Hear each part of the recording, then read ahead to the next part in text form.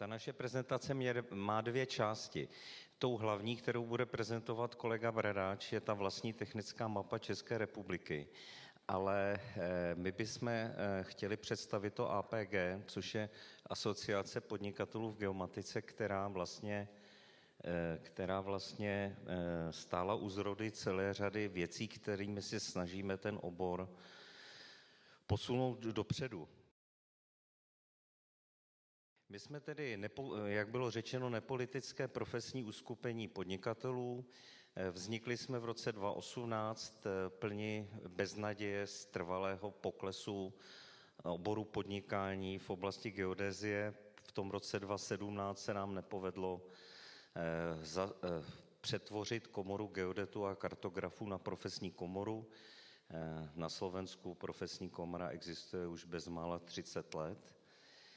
Jinak ta podnikatelská asociace má 65 členů, z toho to jsou prakticky všechny významné střední a větší podniky podnikající v oblasti geodézie, GISu, tedy geomatiky.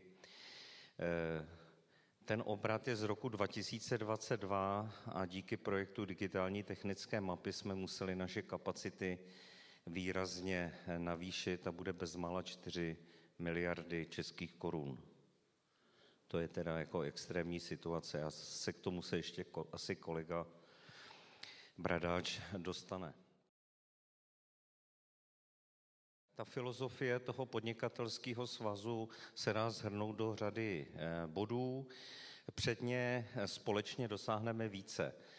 To je dost důležitá věc, protože to neznamená, že bychom jaksi vytvořili nějaký velký kartel, my si nadále ty členové konkurujeme, ale je celá řada témat, kdy dokážeme spojovat síly a prosazovat je společně. Je potřeba si uvědomit, nebo my si to uvědomujeme, že jsme malý obor, ve společnosti o nás nikdo neví a proto některé věci musíme dělat společně. Dalším problémem našeho oboru jsme identifikovali, že se stydíme za svoji práci. My se neumíme prezentovat, neumíme se prosazovat ve společnosti a to rozhodně chceme změnit. Třetí bod je, že jsme podnikatelským svazem, nestydíme se za to, že vytváříme hodnoty, že platíme daně a že vytváříme zisk a vyděláváme na tom. Chceme generovat velké projekty, které budou přínosem celé společnosti. Jedním z nich jsme přispěli, ne, že jsme to zařídili sami, ale výrazně jsme přispěli ke vzniku toho projektu digitální technické mapy České republiky, který teda se také rodil desítky let, ale nakonec se ho snad povede úspěšně dovést do fáze provozu. Potom také je důležitá ta práce v té legislativě. Pracujeme na ukotvení toho geodeta nejenom ve výstavbě, ale i vůbec v legislativně obecně. Povedlo se nám tedy, nebo snažili jsme se o prosazení té zákonné komory zeměměřičů, k tomu se dostanu. Věnujeme se té propagaci, jak jsem řekl, a důležitá je ta spolupráce nejenom vnitřní, jak jsem mluvil na začátku, ale i spolupráce s vysokými školami, se všemi, které vyučují geomatiku v Česku, i se středními školami, ale taky mezooborová spolupráce s příbuznými profesními organizacemi nejen v Česku, ale i v Evropě. Konec konců proto jsme tady. Potom je to téma vzdělávání samozřejmě. Teďka asi k 10 bodům, které se nám povedly. Předně základem jedna z našich největších bolestí v České republice je neukotvení zeměměřiče ve výstavbě. Na počátku 90. let došlo k určitým legislativním změnám a ten zeměměřič a nejenom úředně oprávněný zeměměřický inženýr ve výstavbě řádně ukotven nebyl. Proto velkým milníkem bylo, teďka už nevím, jestli to je 2 nebo 3 roky, se nám povedlo prosadit do nového stavebního zákona, jehož platnost bude teď od poloviny příštího roku, že úředně oprávněný zeměměřický inženýr, nově autorizovaný zeměměřický inženýr se stal vybranou činností ve výstavbě. To znamená, že kromě stavebníka, projektanta a dodavatele je ještě úředně oprávněný zeměměřický inženýr, tedy AZI. Velká zlomová věc. A právě proto, aby tato autorizovaná osoba byla správně řízena, tak jsme společně v diskuzích i s Českým úřadem zeměměřickým katastrálním dospěli k závěru, že oni nejsou schopni vlastně se starat o to, a hlavně o tu inženýrskou geodezii, a proto to vyvolalo nutnost vzniku České komory zeměměřičů.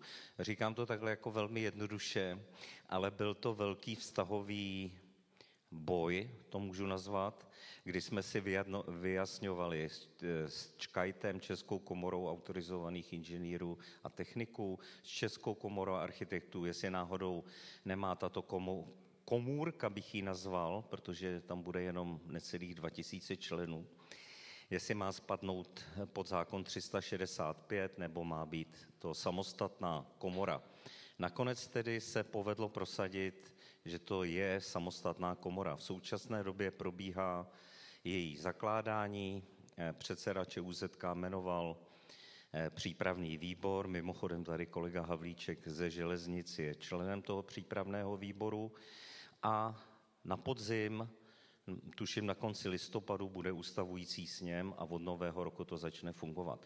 Takže máme velkou radost, že jsme Slovensko dohnali v tomto ohledu a věříme, že bude ta komora jako profesní komora sloužit dobrému výkonu zeměměřictví v České republice. Trvalo to přes 30 let, jsme lepší třeba než Belgičani, kterým to trvalo 70 let, tak aspoň něco.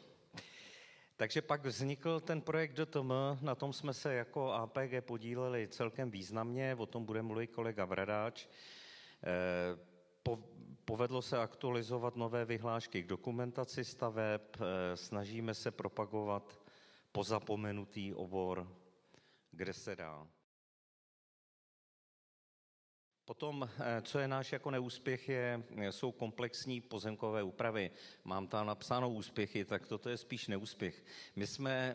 My jsme sice dostali komplexní pozemkové úpravy do Národního plánu obnovy a v bodě 7 jsme tedy do programového prohlášení vlády jsme to dostali taky, ale teďka vlastně ruská válka na Ukrajině a z toho vyplývající ekonomická opatření vede k tomu, že na co prvního se šahne, tak jsou například pozemkové úpravy. Takže teďka, včera jsme měli jednání, já tam teda nebyl, ale byli jiní kolegové na jednání s ministrem zemědělství.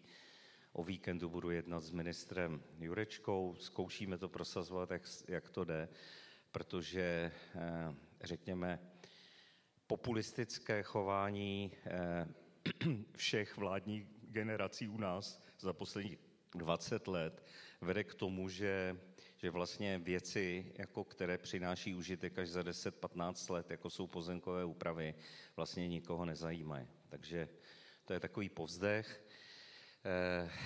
To se úplně nepovedlo, takže je to spíš neúspěch, ale snažili jsme se.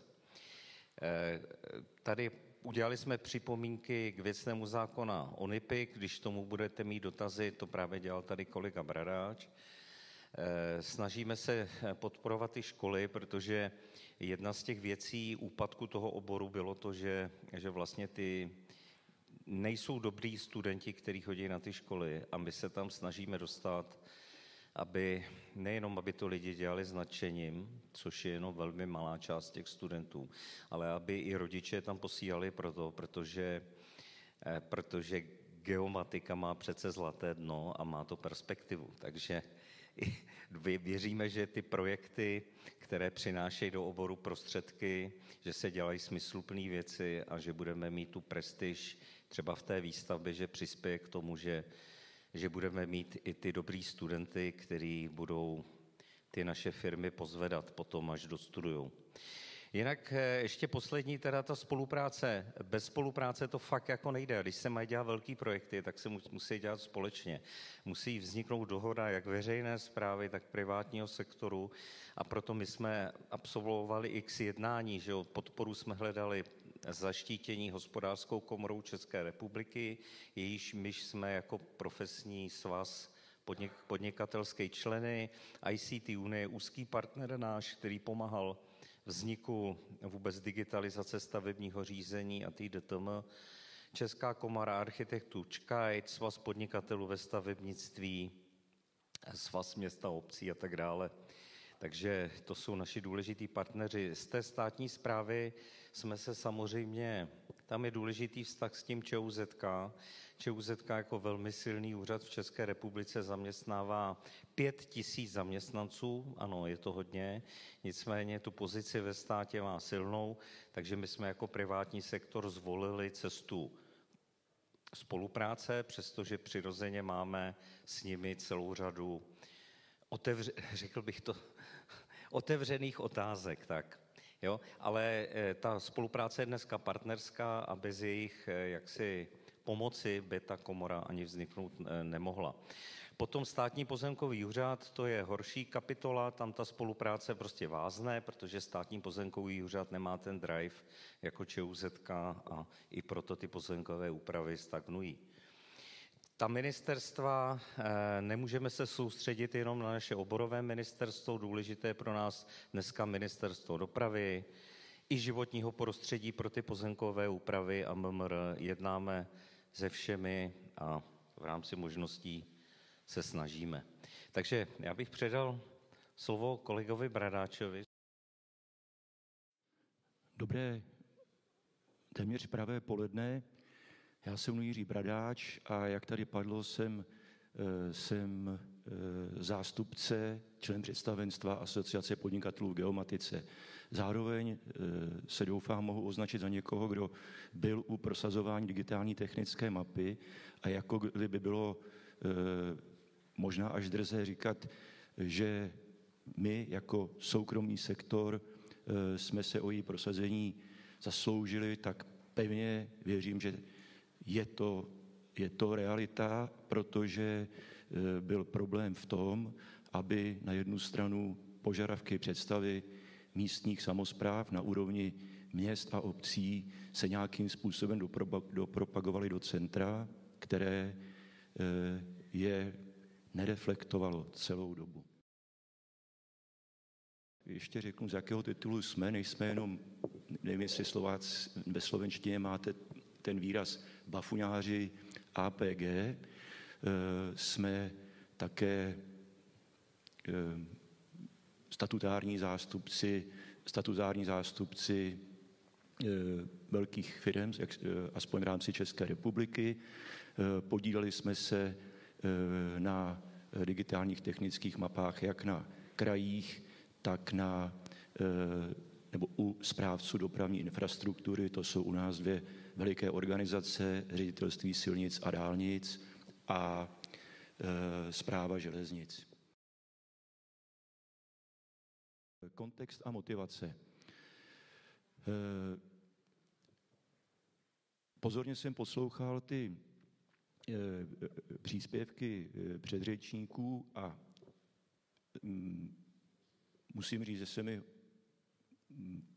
speciálně některé opravdu líbily, ale mají jeden společný jmenovatel. Nechávám teď stranou velké podniky, jako je Duslov, Šala a Slovnast, protože to jsou svébytné subjekty, které si řeší svoje problémy na svém území. Mluvím především o technických mapách na městech. Ty projekty i u vás se dostaly v řadě případů velmi daleko, ale otázka zní, co se stane, když takové projekty budu chtít využít na centrální úrovni. A když je budu chtít využít na centrální úrovni, tak najednou stojím před řadou problémů, například jednotný datový model, jednotná metodika a tak dále. To znamená, my jsme v Čechách dospěli k názoru, že bez sjednocení těchto věcí na celostátní úrovni není možné digitální technické mapy posunout dál, než byly. U nás ten vývoj byl velmi podobný, jestli jsme se dostali trochu dál nebo ne, není vůbec podstatné. Myslím teď s digitálními technickými mapami měst a obcí. V roce 2012, to už je hrozně dávno, a zase až tak nedávno, vznikla u nás aktivita, které se říká složeným slovem geoinfostrategie, jinými slovy snaha o to vytvořit zákon o národní infrastruktuře pro prostorové informace. A v rámci tvorby tohoto materiálu se vyrojilo jednoznačně to, že i na poli digitálních technických map je potřeba něco udělat. My jsme toho názoru jako APG, že úplná národní infrastruktura pro prostorové informace se bez DTMky neobejde, ale nemůže to být DTMka fragmentovaná, to znamená, někdo jí má, někdo ne, někdy ji stíhá aktualizovat, někdo ne, a ty DTMky jsou každá trochu jiná. Takže se hledala argumentace, tady je důležité říct, že geodeti jsou přesvědčeni nebo mohou být přesvědčeni o tom, že ve svém svatém boji přeci snadno DTMku prosadí geodetickými argumenty. Tak to bohužel není. Je potřeba jí prosazovat argumenty, které akceptuje okolí, které potom bude ochotno také šáhnout do peněženky a celou tu legraci zaplatit. Takže highlightem toho, proč se v Čechách technická mapa rozjela, nebo ty úvahy na celostátní úrovni, byla digitalizace stavebního řízení. Tady jenom na okraji řeknu, že bohužel, a jsme taky opět u věci zvané politikum a do toho se nikomu nechce pouštět na takovémto fóru, ale bohužel digitalizace stavebního řízení, jak to teď správně říct, za funkčního období současné naší vlády se spíše zastavila a dál o tom nechci mluvit.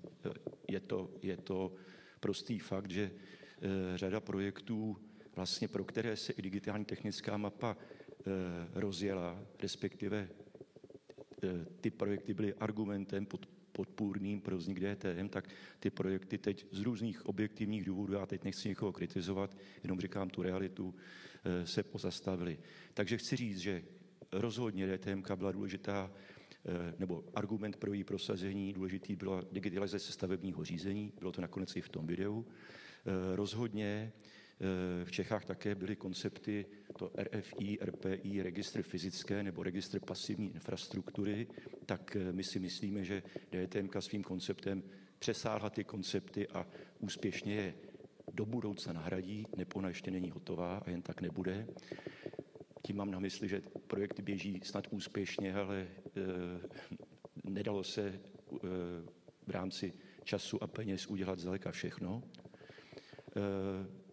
Potom bych chtěl zdůraznit, že DTMka opravdu patří podle našeho názoru do toho základního, teď to řeknu dětsky, puclíku, do té základní stavebnice nebo je základní komponentou podkladů, geodatových podkladů pro řadu agent ve veřejné správě. Není to dílo pro dílo, že jako aby geodeti měli hodně práce. Ne, je to dílo, které je zásadní a v současné době v rámci Čech určitě z hlediska úrovně podrobnosti a přesnosti, protože přesnost generální je 3. třída přesnosti, na železnici, o tom bude mluvit pan inženýr Havlíček, se jde ještě výše, do vyšších přesností, tak nic analogického není.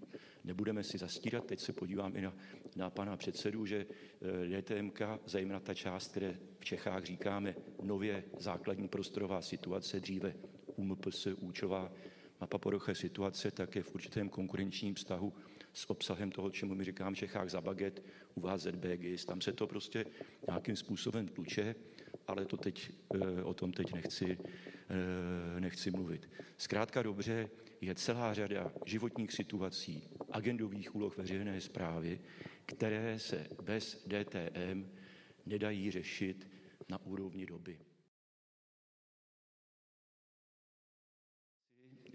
Legislativní ukotvení a definice. Tady padlo, a říkal to pan profesor v úvodu, že vlastně DTMka, ta česká, by mohla být na úrovni státního mapového díla, ale tady rád bych, kdyby to tak bylo, ale tak to není. A to není jen tak jako náhodou. Kolem toho byly velké diskuze a nakonec se do zákona, tady je napsaný ten zákon, tak prosadila ta definice, která je vlevo. A musím říct, že tu jsem považoval a považuji až za urážlivou. DTM je databázový soubor. Vůbec tady dneska nepadlo, když jste mluvili o těch technologiích a hodně jste mluvili o kedovských technologiích, že geodata, obzvlášť velké geografické databáze, se dneska ukládají do prostředí relačních databází a musím říct, že když se řeklo databázový soubor, tak to skoro vypadá jako, že to je nějaké malé DBFko. Takže my s tou definicí, ona ničemu nebrání, ale považujeme ji za až urážlivou a myslíme si, nevím, jak to máte na Slovensku v tomto smyslu s terminologií, v našem terminologickém slovníku VUGTK, výzkumného ústavu, se pro DTMku mnohem lépe hodí digitální model území, tedy zjednodušeně řečeno, že jsou to jak ta data, tak ten software, kterým se ta data obhospodařují, tedy spravují, publikují a tak dále. To jenom tak na okraj, aby bylo jasno, DTMka tedy není a ani tu ambici teď nemá, nikdo po ní nepase, aby byla státním mapovým dílem.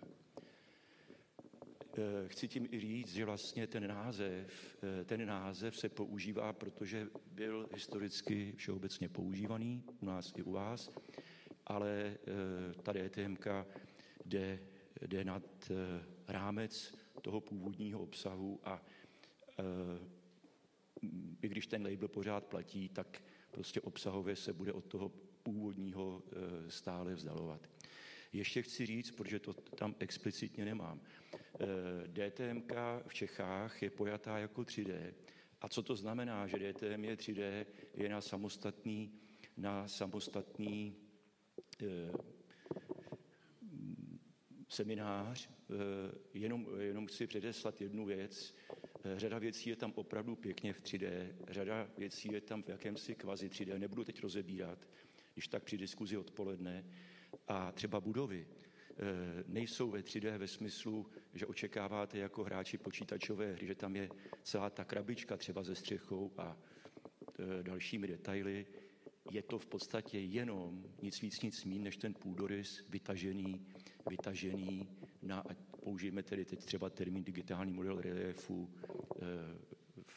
V Čechách teď máme DMRG 5. generace. Jo, takže v tomto smyslu je samozřejmě otevřen obrovský prostor pro 3D GIS, pro realizaci konceptů CityGML, Level of Detail 2 a výše. A samozřejmě v tomto smyslu je mimo DTMka také jakýmsi konektorem s dířkou, protože tam budete vsazovat třeba budovy modelované v BIMu. To jen tak teď na okraj, aby toto nezaniklo.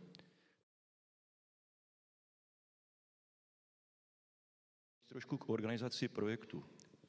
Ta moje prezentace je spíš konceptuální, není technická, protože bychom vám chtěli přenést ty zkušenosti víceleté, mnoho tisíc hodin práce na tomto prosadit, takže jaká se podařila prosadit organizace projektu. Dobrý. Tak, co je velmi důležité, že Český úřad zemědělský katastrální, který v té své složce zemědělského úřadu viděl, otevřeně to říkali na konferencích, takže to není nějaká, bych si ani nedovolil, nějaká pomluva, kteří říkali, nejděte do DTMky, pojďme zpřesňovat za baget, tak nakonec ČUZK ten projekt podpořil a je potřeba říct, že bez té jejich podpory bychom byli slušně asi teď v háji. To znamená, zastřešil centrální komponentu, té říkáme informační systém digitální mapy veřejné správy a zastřešil, není samozřejmě jedinou složkou toho celého soukolí, ale zastřešil tu metodickou část. Tady teda opravdu bez podlézání Čůzak velká poklona, prostě byli bychom v háji. Druhá věc je, že se nenašel, respektive myslím si, že se ani dál nehledal, když Čůzak řekl, že to dělat nechce, nikdo, kdo by chtěl DTMku řešit na centrální úrovni. Myslím si, že řada z vás musela historicky narazit na to, co to znamená veliký projekt v korunách za miliardy, v eurech za desítky miliard korun řešení na centrální úrovni.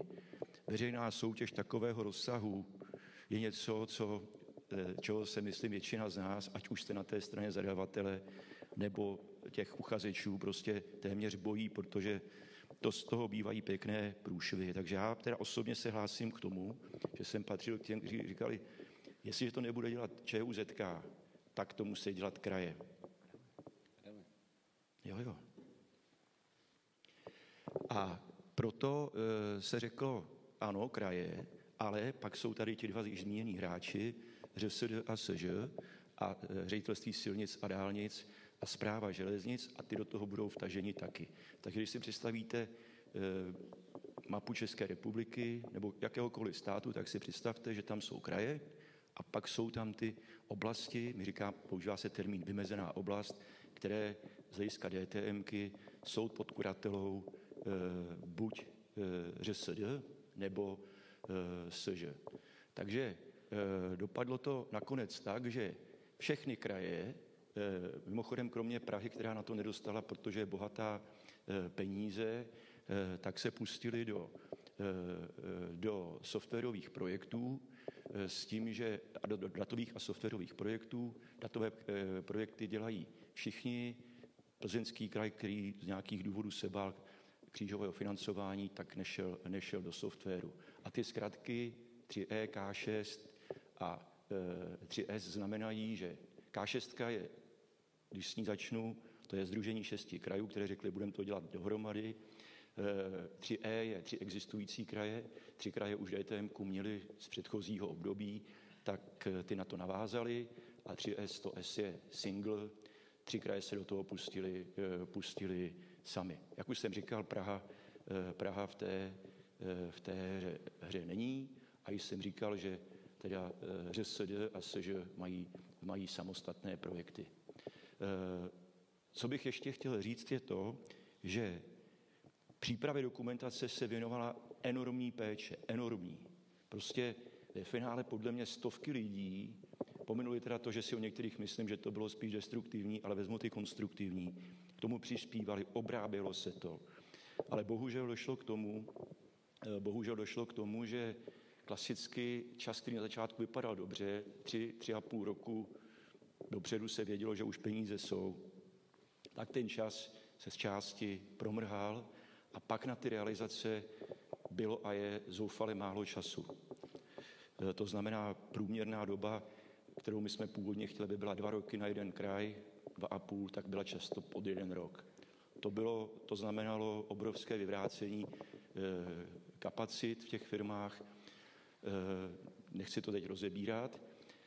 Bohužel, na čem se shoduje většina z nás, tím pádem například nebyl čas na pilotní ověření, do těch projektů se vlítlo a teď vy plníte, máte za sebou tisíce hodin a co 2 měsíce zjistíte, že vlastně tak, jak se to dělá, to není úplně ono. Mění se metodika a vy se musíte zpátky vracet do původních dat. Pominu, že to nikdo nezaplatí, tak to stojí strašného času a tak dále. A bohužel teda byly a ještě jsou rozdíly mezi tím krajským pojetím ŘSD a SŽ. Ale já to beru jako daň, která není malá, ale prostě stálo to za to. Někdo říká, to jsme do toho vůbec neměli jít, a my říkáme, kdybychom to teď neudělali za ty peníze, které byly, tak to nikdy nerozjedeme. Takže určitě dobře se to udělalo, a to, že je celá řada problémů, tak snad je vyřešíme. Tady zmiňuji jeden, to je ta takzvaná přeshraniční spolupráce. To je právě to, že na některých místech, kde se stýkají kraje, ŘSD a SŽ vzájemně, tak je potřeba řešit, jak tam budou probíhat nejen co pak ta tvorba, ale hlavně potom následné aktualizace. Termíny, organizace a financování, abyste měli představu, jak ta hra probíhá. V současné době je to tak, že se dokončuje první etapa, respektive kraje do konce září by měly mít hotovo v tom smyslu, že mají dodané informační systémy a do těch informačních systémů jsou ta data naimportována, zkontrolovaná, že to je ten vstupní stav, se kterým se počítá. Dále, a toto jsou oficiální i termíny ve smyslu nejen těch časových termínů, ale i to označení typu provozu, do konce roku 2023 bude probíhat testovací provoz.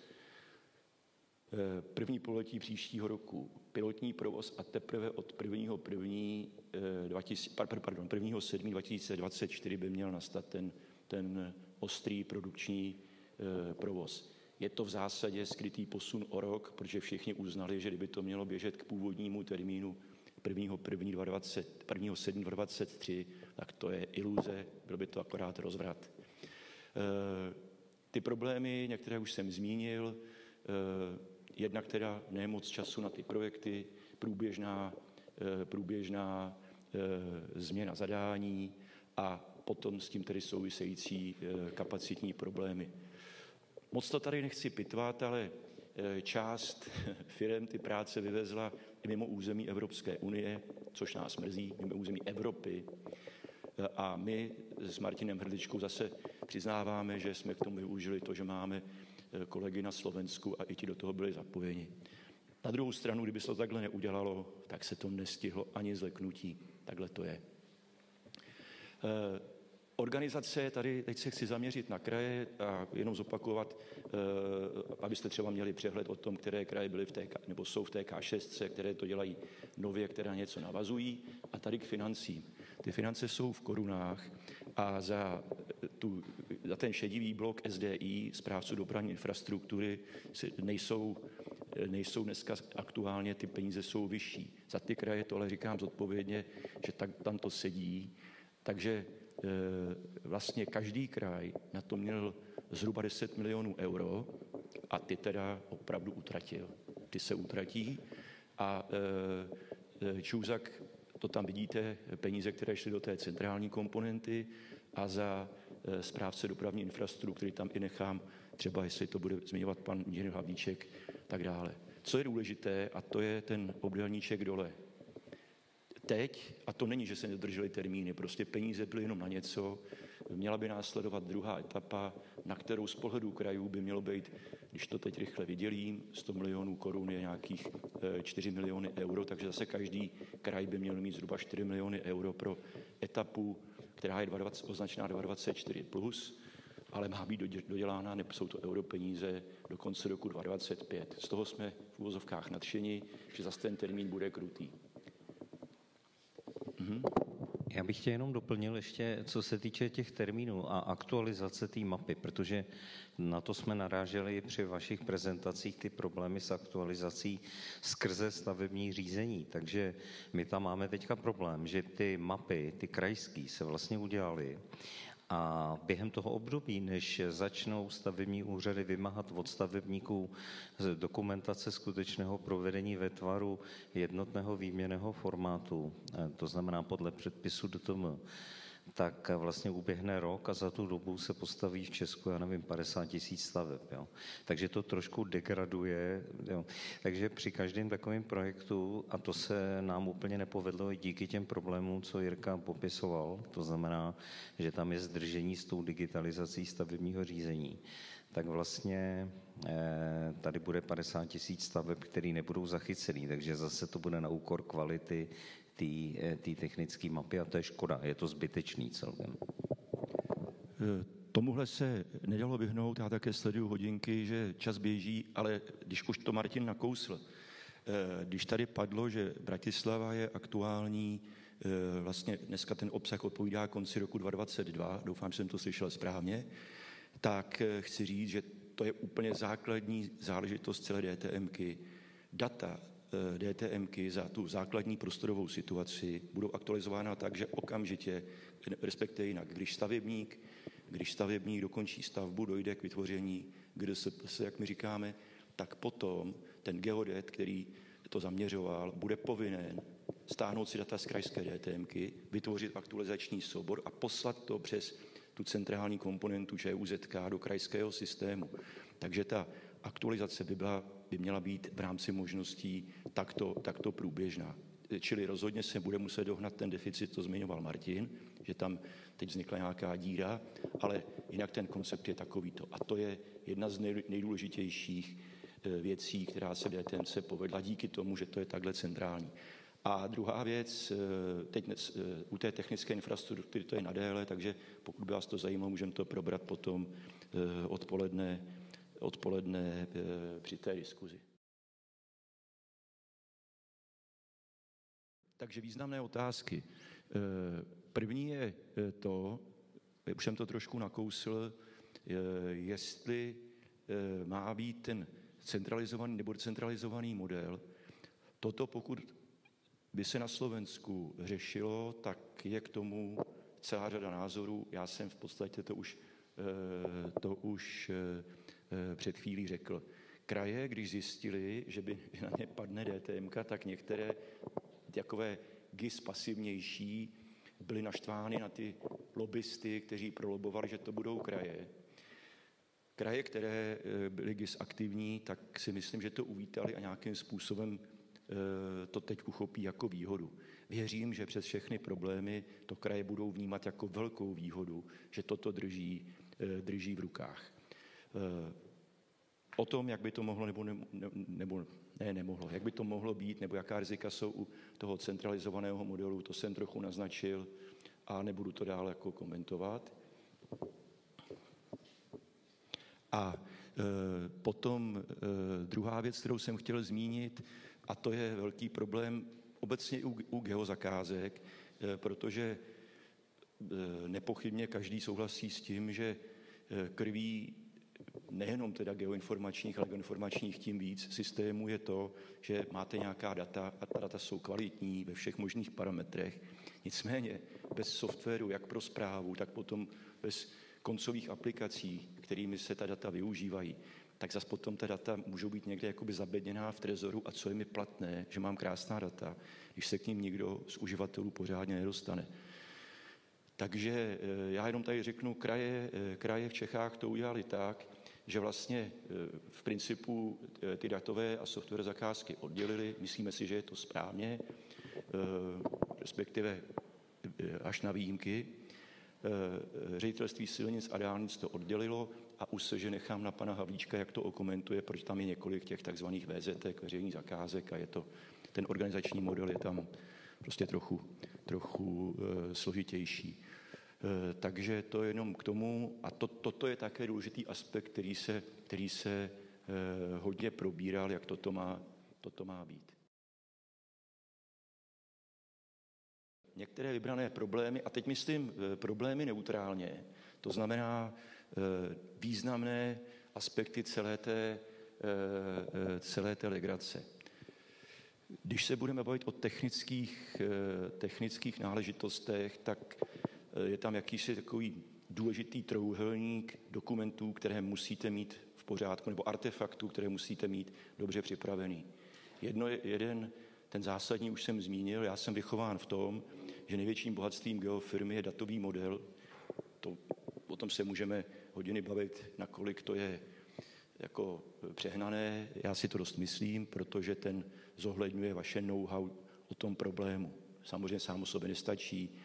Kdo jste někdy zažil hrůzu nekvalitního procesního modelu, tak taky budete vědět, o čem mluvím. Čili kvalitní datový model, jednotný v daném území. Taková standardizace oblasti územního plánování je téma, které já se zabývám 30 let, tak prostě to je obdobný masakr. Tady se podařilo prosadit jednotný měnný formát DTM, nebo jakési core, jádro toho, jak to bude běhat.